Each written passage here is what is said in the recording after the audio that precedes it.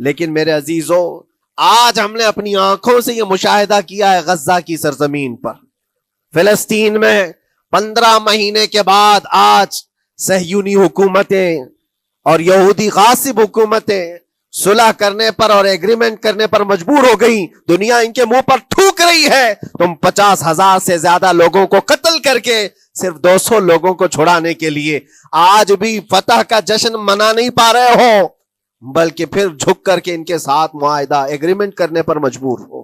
یہ فتح ان بچوں کی نہیں ہے تو اور کیا ہے، ان مظلوموں کی نہیں ہے تو اور کیا ہے، جن کے پاس کھانے کو روٹی نہیں ہے اور پہننے کو کپڑے تک نہیں رہ گئے، ان کے علاج معالجے کے لیے دوائیاں نہیں رہ گئی، لیکن عزم اور حوصلہ ایسا ہے کہ اللہ ابھی ہمارے ساتھ. میرے عزیزو، ان کے توکل اور ان کے عزم کے متعلق یہ صرف اور صرف اخبار کی باتیں نہیں ہیں، سوشل میڈیا کی باتیں نہیں ہیں. مخبر صادق رسول کریم صلی اللہ علیہ وسلم نے 1400 سال پہلے ہی بشارت دی تھی. اللہ کے نبی صلی اللہ علیہ وسلم فرماتے ہیں کہ دمشق کے ابواب یا پھر بیت المقدس کے آس پاس رہنے والوں میں ایک جماعت ہمیشہ قیامت تک ایسی رہے گی جو حق کے لیے لڑتی رہے گی.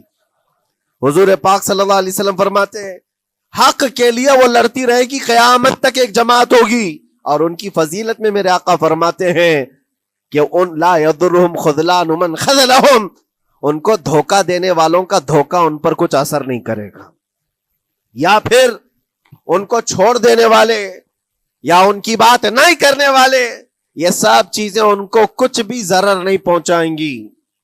میں اس سے قبل اسی مسجد میں آپ کے پاس اس حدیث کو دہرا چکا ہوں، بیان کر چکا ہوں.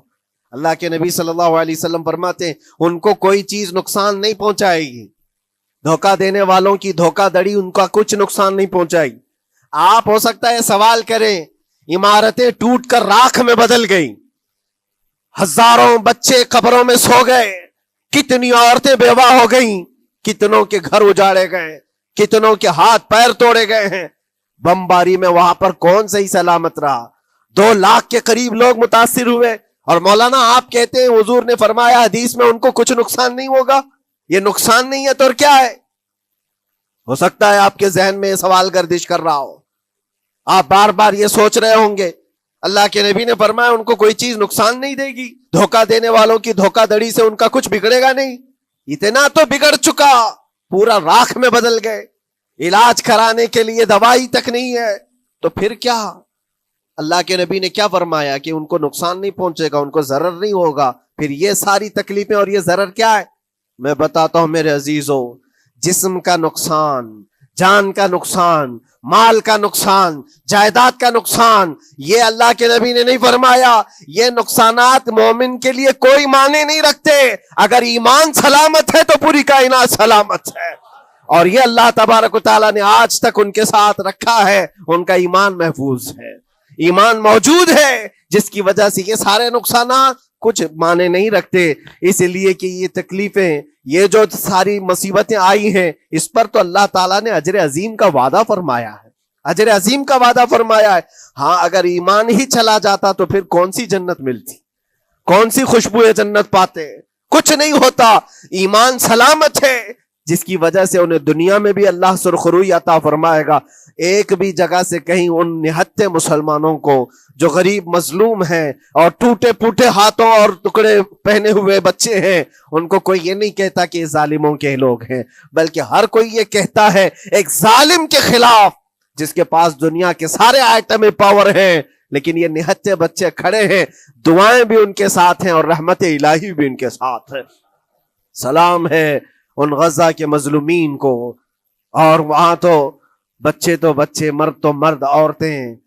آپ نے سنا ہوگا ان جوان لڑکیوں کا، میں نے دیکھا تھا، وہ کہہ رہی تھی کہ ہم رات کو برقع پہن کر کے اور رات کو ہم حجاب پہن کر کے سو جاتی ہیں، اس لیے کہ بمباری میں جب گھر تباہ ہو جاتے ہیں، صبح لوگ لاشیں اٹھانے آتے ہیں تو کہیں ہم بے پردہ لاشوں میں نہ مل جائیں. سلام ان بہنوں کو.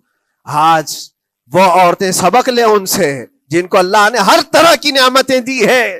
تمہارے گھر میں جائیداد بے پناہ ہے، مال و دولت بے پناہ ہے، کپڑے روز بدلنے کے لیے تمہارے پاس ہیں، سب رکھ کر کے تم عورتوں کو آج ہم بازاروں میں جو بے پردہ دیکھتے ہیں، یہ شادی محلات میں ہر جگہ جو عورتوں کی بے حیائی اور بے پردگی دیکھ کر پھر میں سوچتا ہوں سلام ان بہنوں کو جو موت کی رات بھی حجاب ہٹانا نہیں چاہتی، اس لیے کہ دنیا سے جائیں تو اللہ کی بارگاہ میں حجاب کے ساتھ جائیں۔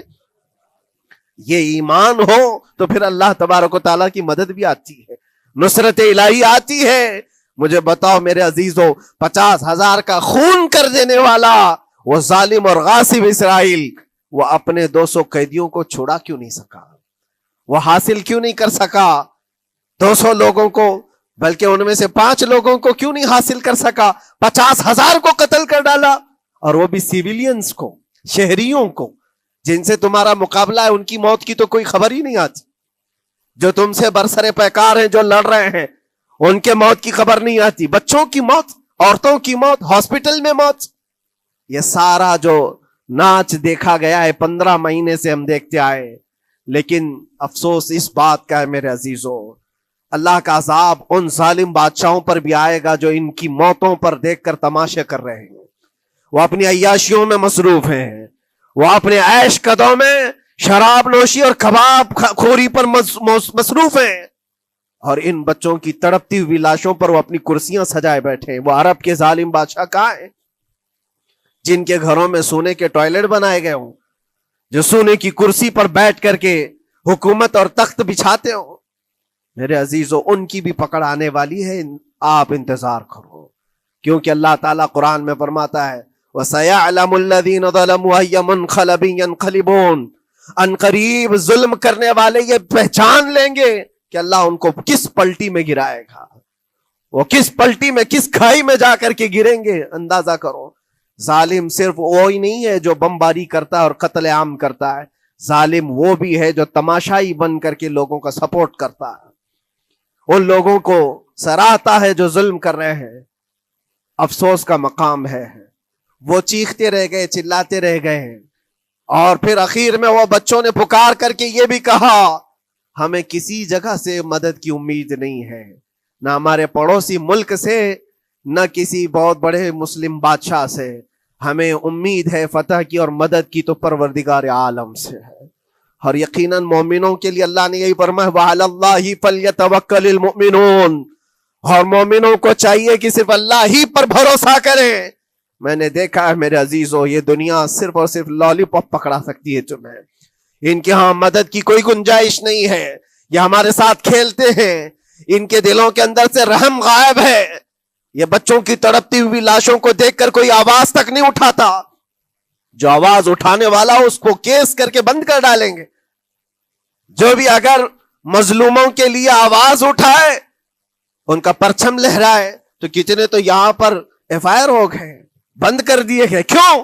مظلوموں کے لیے آواز اٹھانا کیا یہ ہمارا رائٹ نہیں ہے، ہمارا حق نہیں ہے؟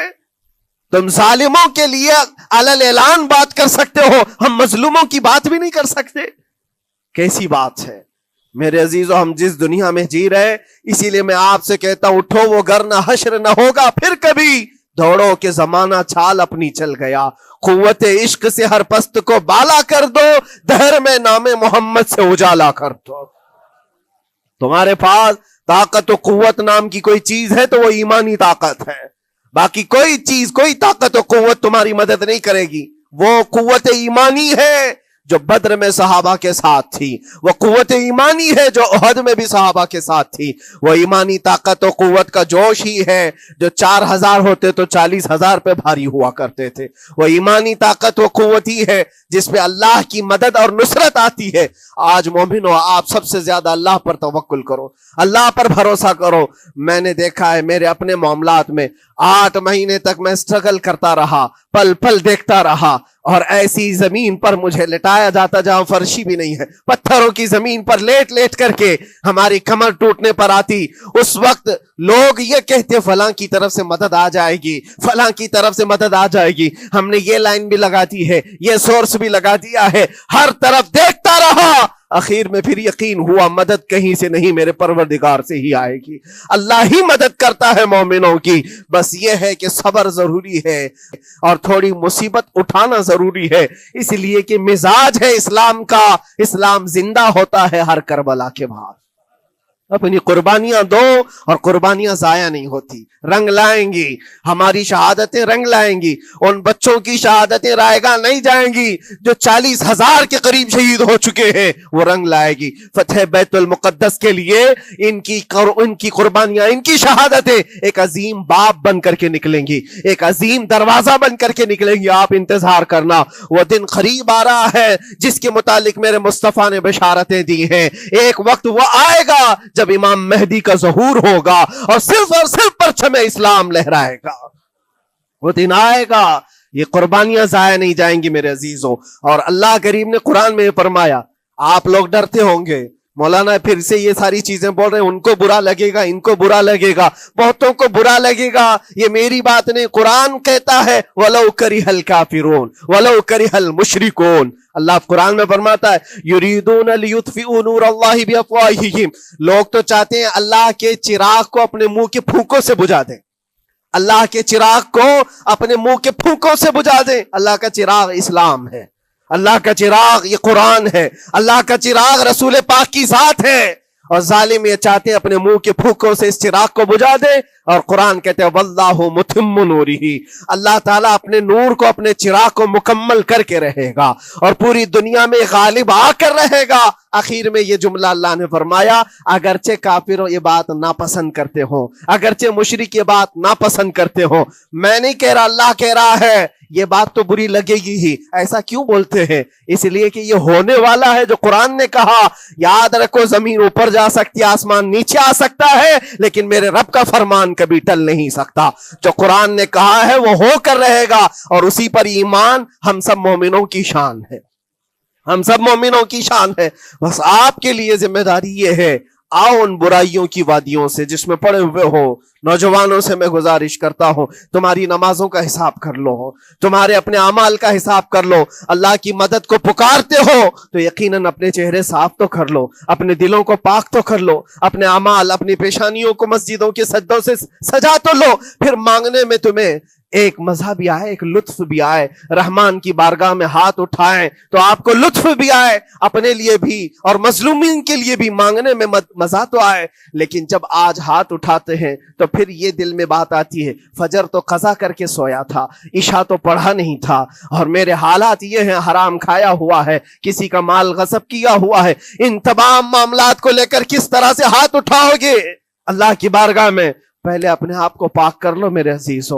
جب صاف ستھرے ہو جاؤ تو پھر اللہ کی مدد بھی آئے گی۔ اس لیے کہ دنیا میں ہم نے دیکھا ہے، صاف پیالہ لے کر کے آؤ گے تو دودھ بھی ڈالا جا سکتا ہے اور مٹھائی بھی دی جا سکتی ہے، لیکن پیالے میں ہی کیچڑ بھر کر کے لاؤ تو دودھ دینے والا کیا اس میں دودھ ڈالے اور مٹھائی دینے والا کیا اس میں مٹھائی ڈالے؟ یہ تو دنیا والوں کا دستور ہے، بلا تشبیہ و بلا تمثیل۔ اپنے پاک دلوں کو لے کر اللہ کی بارگاہ میں جاؤ تو فوراً تمہارے لیے مدد بھی آ جائے، فوراً مدد بھی آ جائے۔ اللہ کریم ان غزہ کے نہتے اور مظلوم مسلمانوں کی فتح کو سدا قائم و دائم رکھے، اور ان کے ٹوٹے پھوٹے بکھرے گھروں کو اللہ تعالیٰ پھر سے آبادی عطا فرمائے، ان کے کمزوروں کو مولا طاقت و قوت عطا فرمائے، ان کے شہیدوں کو مولا اجر عظیم نصیب فرمائے، ان کی بیواؤں کو مولا صبر جمیل عطا فرمائے، ان کے یتیموں کو مولا طاقت و قوت عطا کرے، ان کی مسجدوں کی آواز اور ان کی گونج کو مولا پھر سے بلندی عطا فرمائے، اور ان کے صبر اور ان کے استقامت اور ان کے حوصلے کو مولا پورے دنیا کے مومنین کے دلوں میں قائم عطا فرمائے۔ ان کے ہر طرح کے حوصلے، ان کے صبر اور ان کے مجاہدانہ استقلال کو مولا ہم سب کے لیے ذریعے نجات عطا فرمائے۔ ہماری نسلوں کے لیے اللہ تعالیٰ ایک سبق آموز حکایت عطا فرمائے۔ مولا کریم تیرے دربار میں دعا ہے، ہم سب کو بزدلوں کی جماعت سے نجات عطا فرما۔ مولا ہم کو منافقین اور مشرکین اور کافرین کے وسوسوں اور ان کے تمام فتن و شرور سے محفوظ فرما دے۔ ہم سب کو ظالموں کے ظلم سے بچا، فتینوں کے فتنے سے بچا، شرین کے شر سے بچا، حاسدین کے حسد سے بچا، جلنے والوں کی جلن سے محفوظ فرما۔ خدایا قدیر و جبار، آخری سانس تک ہمارے ہاتھوں کو غیروں کے سامنے پھیلنے سے محفوظ فرما دے۔ تو اپنا اور اپنے حبیبوں کا محتاج بنائے رکھ۔ وآخر دعوانا ان الحمدللہ رب العالمین۔